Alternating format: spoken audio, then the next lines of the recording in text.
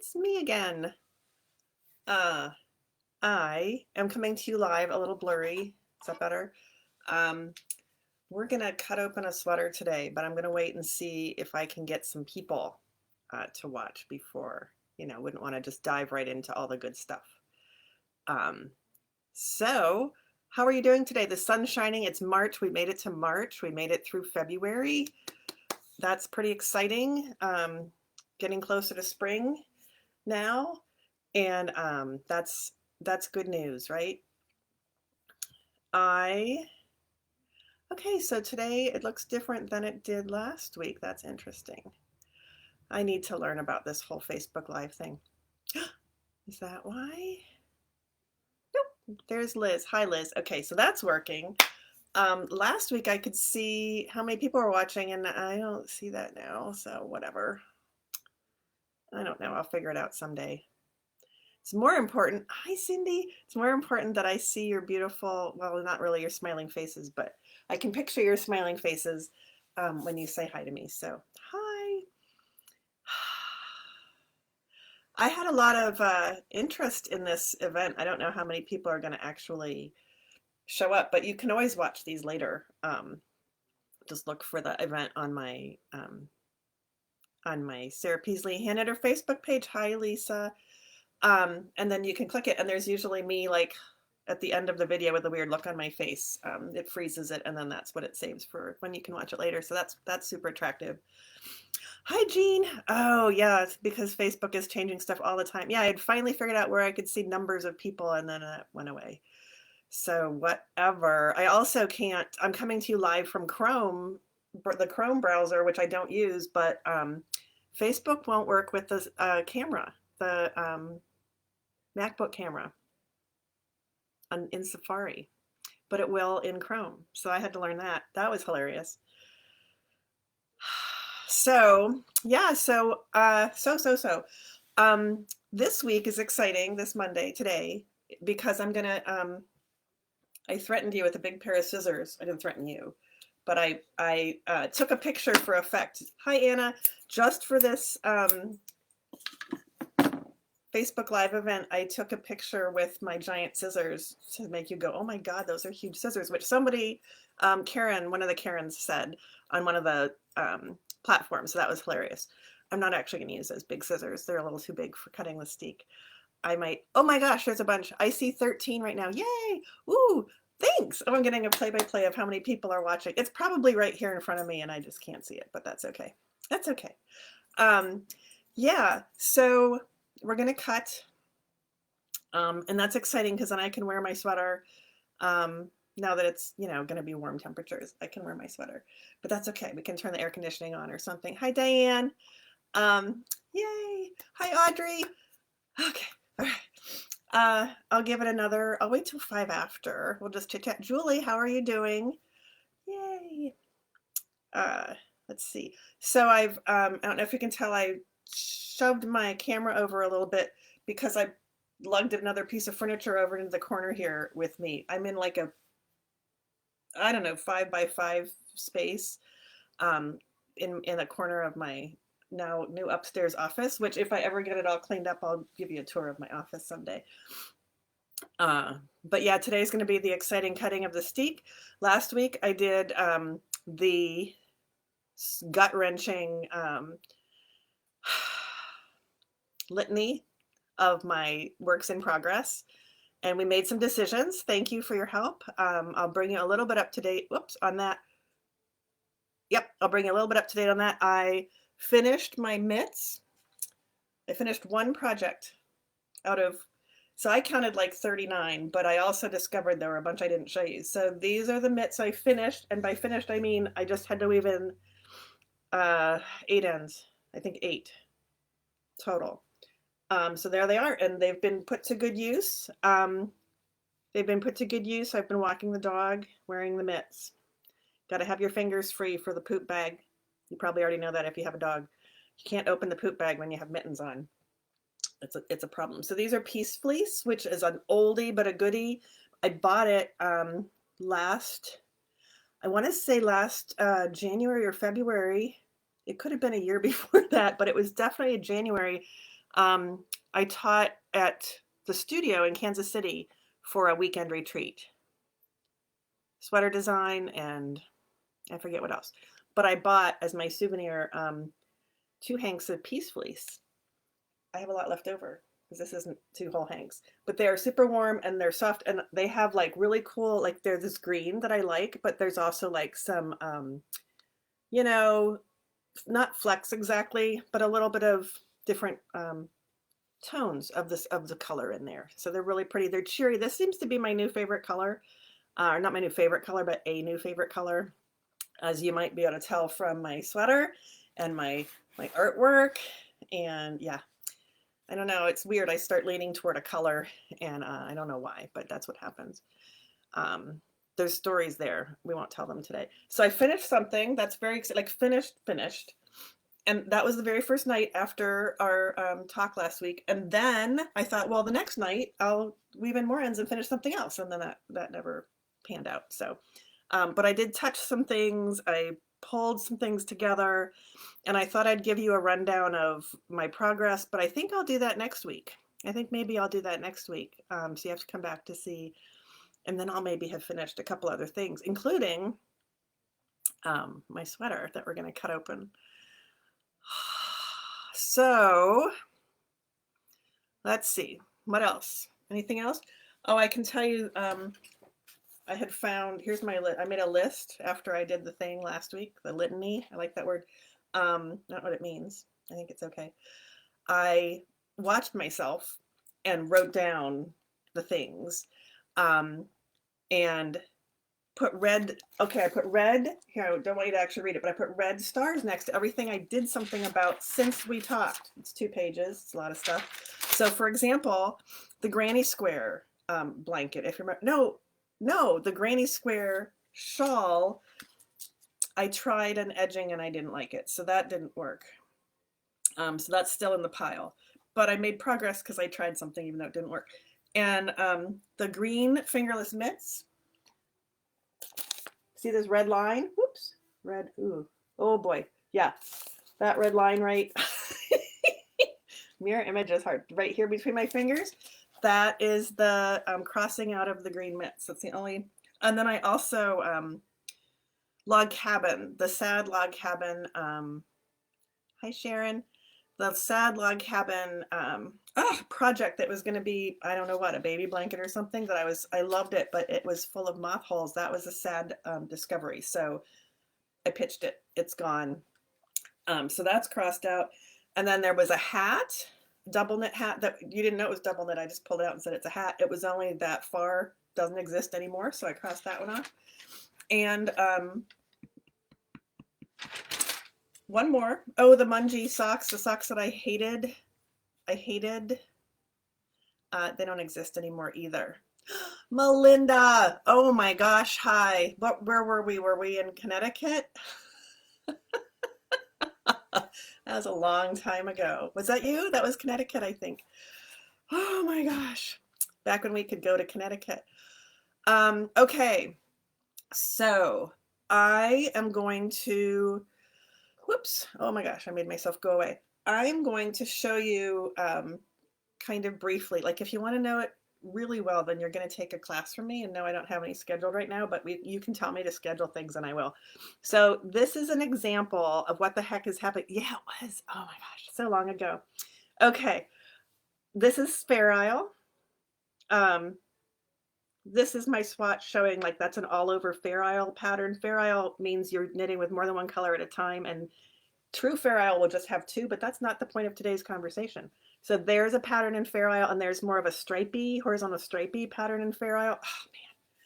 But the point of this swatch for today is that you will often, if you want to cut your piece of knitting open, and I'll tell you why you might want to do that, you might want, it's always choices, to put, Anna wants to do the skirt class. No steeking in the skirt class, but yeah, let's do a skirt class. You might want to put a little bridge of stitches. So I don't know if we ever figured out what steek means exactly, but I'm calling it a bridge. So there's the steek, whoops, gosh, darn it, there's the steek of stitches. I've added 1, 2, 4, 6, 8, 9 stitches in there. And this is what I would call a striped steek, as opposed to, this is just a swatch. So it's got all kinds of stuff going on. Honestly, this would be a speckled steek. And there's reasons why. Well, the reason I did a speckled steek, the very first time I ever steeked, is because I was doing a pattern by Alice Starmore and she told me to do a speckled steek. And so I did. And it worked fine. I'll show it to you in a minute. But then I learned about vertical steeks, can you hear me? And that was so much easier because it's a vertical line and I'm going to cut it vertically. And if you're going to prepare it before you cut it because you're nervous about the fabric blowing up, you're going to prepare it vertically as well. So it's nice to have the vertical line. Whereas here, you're just guessing. You're not guessing, but you have to be more mindful.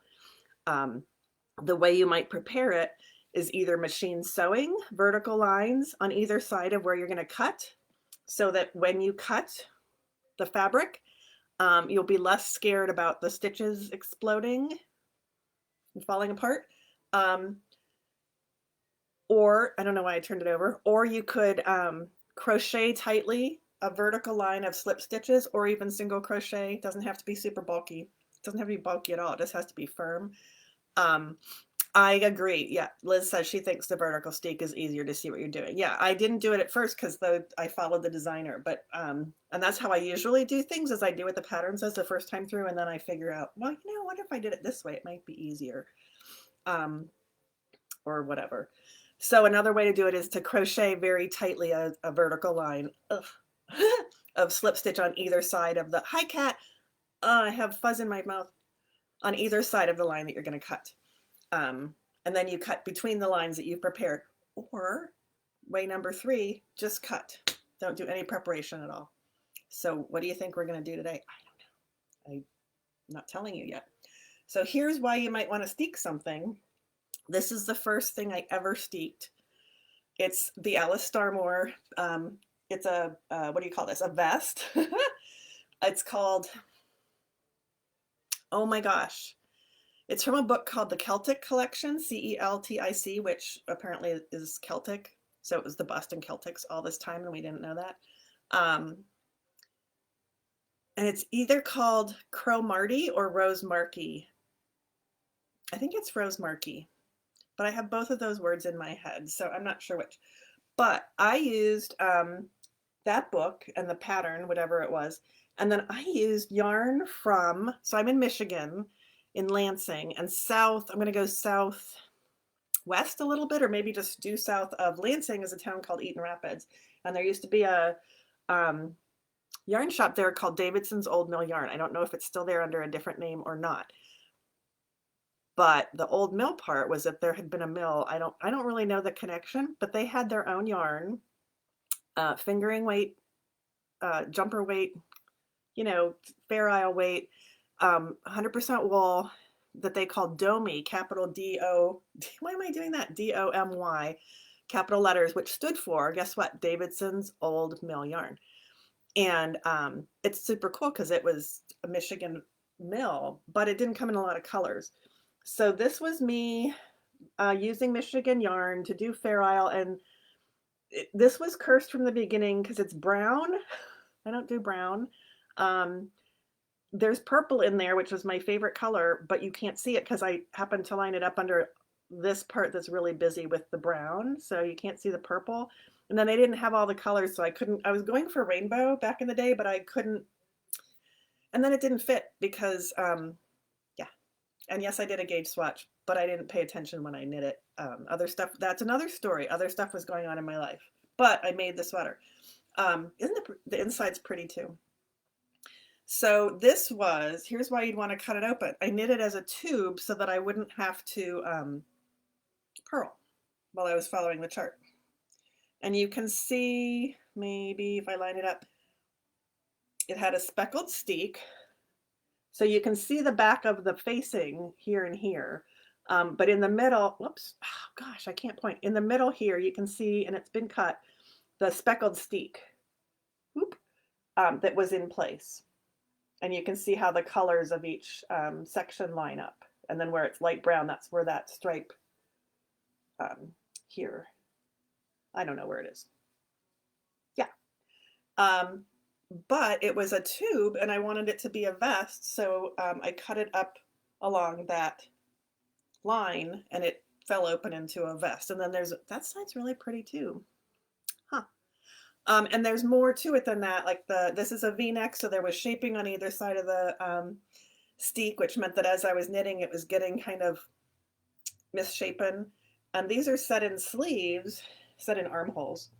And so there was another steek over here, and as I decreased that, got all jumbled up. So it was like this weird thing, and then I cut the steeks and it went boop, and it was a shawl. Or not a shawl. That would be magical. It was a vest. Wow, not paying attention to what I'm saying. Okay. So that's why you might want to cut something open, is so you can just knit a tube and then turn it into something else. So that's that. Are there any questions? I mean, do you have any questions about the vest or why you would steek something? It's not as much fun to purl the other way across a chart, especially when you're using two colors or more. But traditional Fair Isle is usually just two colors. So I'm going to take a sip of my refreshing beverage, which has a tea bag in it. And give you a chance to ask a question if you have it.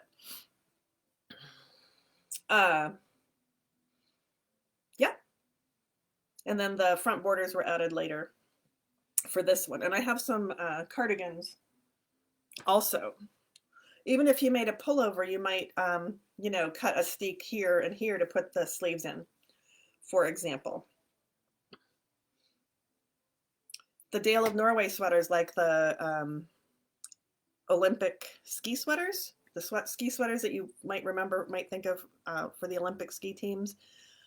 Those were usually Dale of Norway sweaters. That's a yarn company and design team, probably in Norway. They just tell you to do the tube and then cut. They don't have you prepare anything or mark anything ahead of time. Stitches won't run sideways. You can pick them out sideways, but they won't run. So if the yarn is grabby, you really don't need to do anything. But because this was the first time I ever steeked, I used the machine sewing on either side. I machine sewed a gazillion times up and down. Let's see if I can show it to you here. I used white thread, which was not the brightest idea I've ever had. See? But it held. It's held for, I don't wear it because it doesn't fit and it's brown. Yeah, I don't know where things come from in my head, but okay. So let's zero in on this sweater over here. So this is the Marlisle sweater. It's called Marlisle because it came from the book Marlisle, which is a combination of marling, which is carrying two strands together, and at the same time knitting with both strands held together, and Fair Isle, which is knitting with two strands but one alternating them to follow a chart pattern, for example. So this author, Anna Maltz, chose to use Fair Isle, where one of the colors, one of the chart colors will say is the two strands held together, the marl, and the other one is one of the strands, either the, let's say color A or color B. So I made, not quite done, Shantae, which is a beautiful, I think, cardigan. Whoops, I am totally backwards. Okay, and then there's a picture of the back, which is not too exciting, but I'll show it to you. So it's a yoke sweater, so I don't have to cut open anything for the sleeves because it's a circular yoke. I do. Hi, Nick. I'm excited for the steek too. That's why I'm making it take longer. They have a picture of the two models. There's two models with their arms raised. Oh my God, Sarah. Here, with their arms raised. Where's the camera? So you can maybe see there's some kind of a, I'll show it to you on mine because I can hold still. There's some kind of a underarm gusset thing going on. It's pretty cool. So I still have some finishing to do. Here's the charts. So like the dots are, oh, and in this case, the dots are garter stitch and the not dots, the colors are stockinette. So that was interesting too. So you get a play of texture. And Anna Maltz, what's freezing? Oh, sorry. Hi, Ellen. No freezing. Okay, I'm just going to ignore all the freezing and assume that I'm okay. And I'll remind you that you can watch this later if you want. Like if you just have to go like this when I cut my sweater, you can watch it later. So this is my sweater. I chose, so Anna, the designer, used 2 different weights of yarn so that when she's holding it together, it's one weight. And then as she holds each one separately, they're each another weight. So there's actually 3 weights going on. And so I have it right here. So I have the solid color is a worsted weight, kind of like my mitts. It's got some other color things going on in there. So it's that springy green. That yarn is, that yarn is, not that yarn, shepherd's wool, worsted, from good old East Jordan, Michigan. And I'm going to figure out how much I used. I kept buying more because I didn't use exactly the same yarns that she had chosen. So you kind of guess, right, in the beginning. I'm thinking of doing a class on figuring out, oh, that's a different class. But, like I have a yarn substitution class where you figure out different yarns you can use. I just need to teach all the classes. You guys need to sign up for all the classes. And then the other yarn, okay, so just do that. And the other yarn is, this is what's left of the last ball of the Crazy Millums. I had fallen in love with, I work at Woven Art part-time.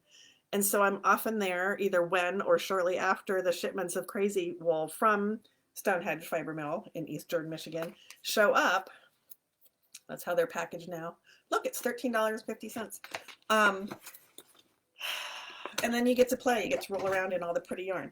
And one day, or over a couple of shipments, I collected all these greens. I just felt, and then, I seem to be in a green mood, I told you. So here's my sweater.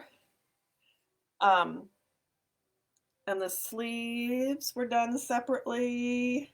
And then the body was done separately. One of the skeins had that black in it. I just went with it. So the blues and the blacks and the things are from the Crazy, and then the green, like that is just the green from the shepherd's wool, or from the shepherd's wool. This color up here and this bright blue down here are the color from the Crazy, and then here the bumpy stuff is both held together, and that part's garter stitch, and the rest is stockinette stitch. So there's all kinds of stuff going on here. I am so excited. I mean, if you know me and you know that I usually wear black, I can't tell you how excited I am to be able to almost wear this. And then here's the steek. So the way that Anna Maltz designed the steek, you knit with, and I didn't do it right. I figured out later I did something differently. But that green column is just the green yarn. And then on either side, it's the marl of whatever yarns were held together, which is kind of pretty all by itself, actually. It's actually very pretty all by itself. And then this is here because I couldn't stand it, and I went ahead and put my borders on already. Isn't it? Yeah, great use of Crazy. I know, I want to do more patterns in the book with Crazy. I was thinking about that today. But I went ahead and put my bands on because I just couldn't stand it. I want to wear this thing. So there's the buttonhole band, and you can see the buttonholes. And I didn't put them in the center because, so there's 6 garter stitch ridges here. And being me, you would think I would put the buttonholes 3 in the middle of the 6 garter stitch ridges, so 3 in from either end. But when you button a thing, sweater, and then maybe it pulls a little bit, it tends to scoot where the button appears. So I put the buttonhole 1 ridge closer to the body of the sweater. We'll see how that works. And then on the other side, I don't have anything because it's the button band, but I did put pins where I'm going to sew my buttons, and I almost sewed the buttons on already. I bought them. I'll show you. I was like, I don't know what color to use, but I ended up getting these, I'll just hold it there. They're like silver, they're metal, they're really lightweight, which is good. They're just little rounded, little rounded buttons with a shank. And oh, by the way, yeah, I have that class on sewing on your buttons there. I can't, I can't show you the little shank because I can't aim my hands. 25 cents each at Seams next door to Woven Art in the vintage button section. Hilarious story. Not only do I never know what day it is, but I looked really hard for those buttons, and then I counted out 7 because I need 7. Counted 7, 7, 7. Picked out the ones I liked, put the rest back in the thing, handed them to I forget if it was Diane or Kitty. I think it was Kitty, and there were 6 because I can't count to 7 apparently, and I don't know what day it is. So those are going to go on. I still have to weave in the ends. I still have, here's the thing under the arm. There's like a gusset. This is the underarm of the sleeve while you're trying to get enough stitches to continue the pattern. And then when you get enough stitches, you put another zigzag in. So that was kind of cool, but that's that gusset I was talking about. And at the underarm, you do a 3-needle bind off, and I have not closed up the holes yet. You know, like even when you Kitchener stitch under the arm of a yoke sweater or a raglan sweater. This is also, I think, my first yoke sweater, so that's kind of exciting. Okay, so there's my yoke. Okay, and I have the giant scissors, but I'm not going to use the giant scissors. I'm going to use, nope, those are kind of big too. You want sharp. I'm going to use sharp. These are Cutco Craft or something scissors. They had come in a little, cute little scissor block. My sister Kathy gave me those a million years ago. Can you see the bottom? You can. So what are our options? We can either machine sew on either side, which I have not done, or we can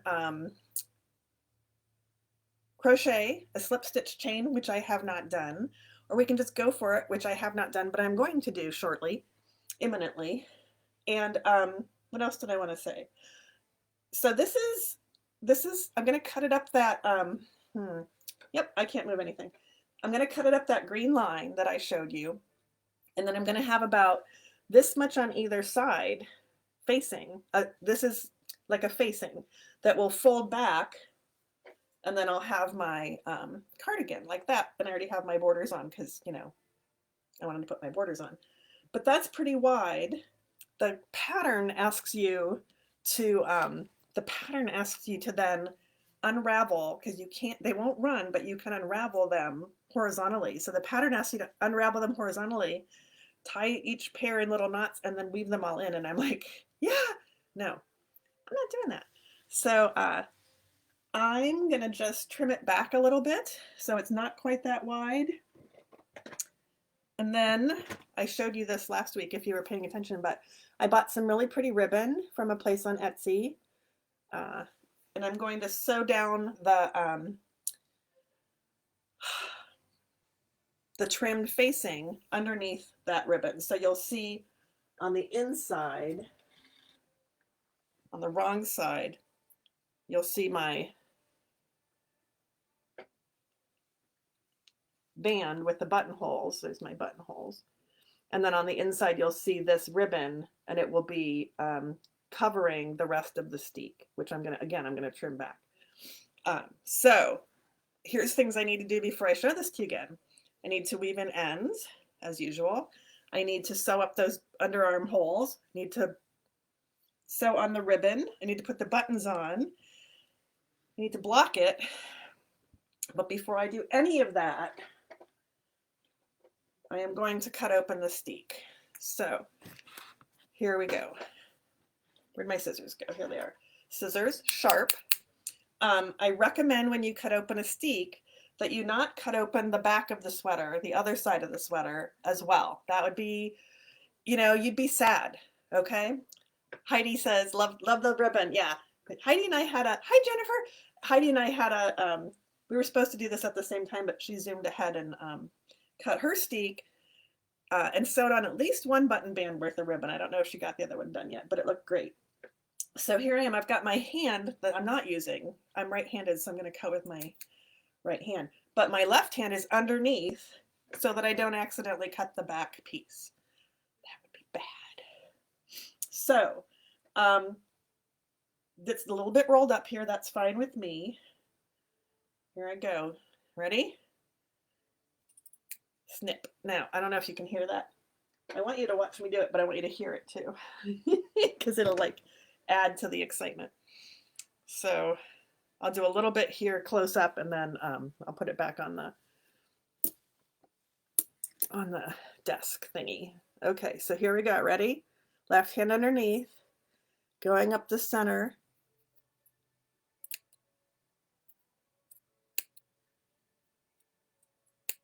Is it exciting? My hand is still back there. Oh my gosh, this was the wrong spot. No, I'm just kidding. It's not really the wrong spot. Okay, so I've done that much. Woohoo! I'm going to put it up here so I can have better control. Isn't it nice that the artwork matches the knitting? So here I am. You can see my hand. I'm going to keep going. And the reason I nixed the big scissors because I just want to carefully cut up the center. I'm going to end up trimming this stuff away anyway. But I just want to make a nice neat cut, and I just want to control it by using smaller scissors and going a little slowly. I could use the big shears and go pretty fast, but I'm not doing that. And sharp is good, so you're not fighting with the fabric. A nice thing about steeking, but it didn't happen on this sweater because this sweater was basically the same two strands of yarn, two yarns all the way through, so there weren't a lot of color. There were very few color changes, or ball changes, I guess. Sorry. But if you were doing traditional Fair Isle with a lot of color changes, you can change the color at the center of the steek so that when you cut the steek, you're just cutting off all the ends and you don't have to weave them in. What? That's right. You don't have to weave in the ends. Oh my gosh. Now we're running into a little issue here because I have a stitch marker or stitch holder in there. And gosh, I'm almost done. So I'm going to take out my stitch holder. For some reason, well, not for some reason, because the designer told me to. I'm getting a guitar solo from Nick. That's hilarious. Rock and roll. Hi Meg. Who else did I miss? Everybody's talking right now. Ooh. Yeah. I don't know. I don't think Woven Art has a source for scissor sharpening. Heidi's asking. Seams might, but I hear Gall Sewing and Back is a good place for that. But we can discuss. Okay, here we go at the end. Did I start to say something and interrupt myself? I think I did. Oh, that Anna, the designer, left the stitches at the top on live because then you were gonna, unravel all of them and then something. I'm losing it. Weave them in, which I'm not doing. I'm going to cover them with ribbon instead. But and I could have bound them off in that case, but since they're all going to get covered up, it's okay. So look what I have. I have a cardigan. OMG. Whoops. It hasn't been blocked. It doesn't have the buttons.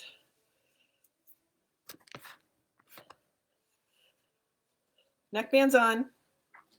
There was no neckband. It's just the top of the chart. Or the bottom of the chart.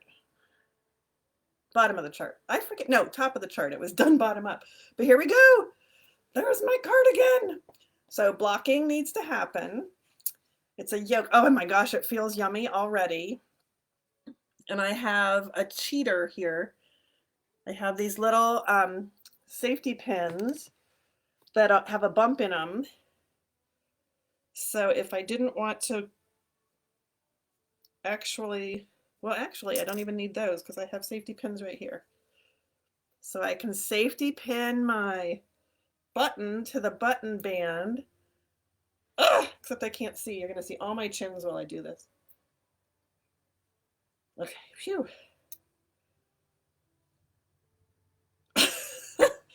Very awkward. There.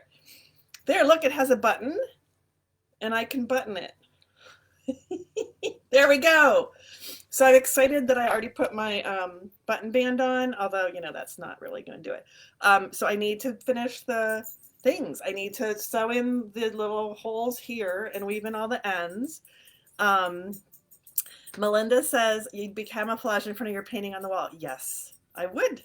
That's hilarious. Yeah, and it's so weird that my color changes, my color preferences, which have been changing slowly over the years, but they're definitely blue and green right now. It's pretty funny. Okay, now I'm going to take that off because it's just weird, but I'll just leave it on. So there's my cardigan. And another nice thing about steeking is that it was all done in one piece, so the stripes all match. It's not three pieces that were sewn together. And I used a yarn that's, changes color. I have to weave in the ends, but I don't have to, all the pieces look the same. I did have to try on the sleeves. I didn't try super hard, but I tried kind of hard. But, they don't match. So I guess I didn't really try that hard after all. But anyway, that's it. Anybody want to talk about anything to do with my new sweater? Oh my gosh, it's so warm and cozy. 100% wool, hand wash. Next Monday, I will give you a rundown on all the progress I have made or not made, or decisions I've made on the 2,542 projects that I showed you last week. And hopefully this will be done. If any of my neighbors are watching, you may see it walking a dog around the block. If it stays kind of cold. There we go, I got my button off. A close-up of the cut edge. I can, but now I'm going to be cold, but I can do that. A close-up of the cut edge. Oh boy.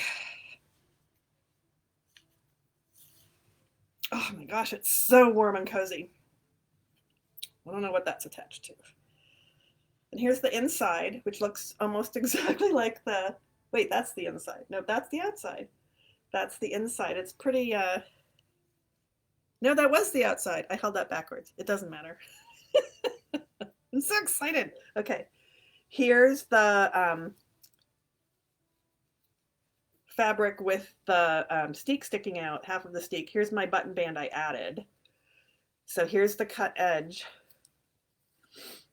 There's the little live stitches that were at the top that I don't care about. And there's the cut edge. And I tried to cut right up the middle of that bright green, the single bright green stitch that I showed you. So some of them are already, like, it won't run. It won't run. It's not running. I can pick them out, but I'm not going to. And the grabbier the yarn, the less you have to do anything about it. Nick says he'd be the one to cut the back. That's why you cut like this. And then you're only going to cut your hand and you won't cut your sweater. So that's much better. Audrey says, I steeked fearlessly and made it look easy. Well, it's not my first time at this rodeo, sweetie. I haven't ever messed up a steek yet. Sometimes you want to fortify yourself with a refreshing beverage. Mine was lots of caffeine today. Didn't want to fall asleep on the job. But yeah, it's really actually very easy. And once you've cut a sweater open, you're like, that's it? It's really not that bad. And again, the stitches are not going to run sideways. Unless, I guess, if you used some microfiber ribbon or something, it would just explode and go poof and be gone and you'd be screwed. But if being your third time at a rodeo, if that would help with steeking. Kat wonders if it being your third time at a rodeo, if that would help with steeking. I know I started that comment, but I'm now not following. Let's say yes, it would help. And Liz says she has a pullover in progress that she's thinking of turning into a cardigan. There's no steek. That's fine. Yes, you can absolutely do that. And depending on the wool or the yarn, because you can steek anything. If it's a grabby, fuzzy wool, you don't have to prepare where you're going to cut first, but you can. And if it's the first time you've done a steek, or if you don't have a steek area really prepared, then, or in place, I guess is what I'm saying. Sorry, I'm laughing at Kat responding about the rodeo. Oh, Rowan felted tweed. Yep, that's a nice felty one. You can either machine sew just a straight stitch. Some people say a zigzag, but to me that makes me nervous that you might miss a, oh, she's done a steek before. Okay, I like a straight stitch because I feel like I'm getting all of the pieces of fiber, and I'll do it twice, once up the middle of the a column of V's as best I can, because a sewing machine and a knitted fabric, unless you have a walking foot, you can't really do a perfectly straight line. And then again, I like to do it again on one of the lines of vertical legs on either side of where you're going to cut. And even if you don't have a steek in place, you can still do that. It's a good idea to take a big piece of bright yarn and baste a line up where you're going to cut. So if it's a cardigan, or not a cardigan, the thing that's going to become a cardigan, the pullover, just put a vertical line of basting up the center. Make sure it's in the center, count those stitches, unless you want your buttons to be offset. And then sew on either side, or you can do a crochet chain on either side, and I can do it, I can answer questions about that another time. And after they're on both sides, then you just cut up the middle, and you don't take out the crochet chain, you don't take out the sewing, the machine sewing, you just leave it in there. And it either folds back on itself, like this one did. Like it just folds. I didn't do anything special. It just folded back where I picked up the stitches. Or you can, yeah. So this is just the cut edge with the machine sewing that I showed you with the white thread. Or the next Alice, this one might have said to, but the next Alice Stormer one I did, she said to do like a little embroidery crosshatch to kind of hold it in place, which I did, but I didn't have fun doing that. And then this one I'm going to sew the ribbon over because that's going to look really pretty. Was the cardigan a difficult pattern to knit up? The Marlisle, it was really fun, but that was, it's a wordy, it's a wordy pattern. I'll show you the book again, Marlisle by Anna Maltz. When we got this, so I work part-time at Woven Art. I have to keep saying that. Meg, the owner, and I each did a sample from the book, and she did a hat. Oh, those are pretty. Hold on, must be toward the back. She did a hat, and I did a cowl, which must be toward the back. Nope, I just missed it entirely. I can't find her hat or my cowl. It's a cowl. Looks like a cowl. It's done in Marlisle. Holy crap, where is it? There it is. Oh, okay, so this is the hat that Meg did. Whoop, whoop. Oh my gosh, there we go. So there's one of those in the store somewhere, and then they don't have a great picture of the cowl. Here it is on half of a guy. So it's squares, and that was pretty easy to do. And then the cardigan, so the cardigan, it starts here, and she has words, there's words. She likes to tell stories, and they're hilarious when you read the stories. So there's more words on the next pages. And then we start the pattern, and then they have the charts. And then there's more pattern pictures, pretty pictures, more pattern. It's not that it's more pattern. And she breaks things down by sizes because of the width of that um, repeat, it being kind of wide, that there's different charts for the different sizes so that you can center things. Oh, that was the end. And I had a question at one point.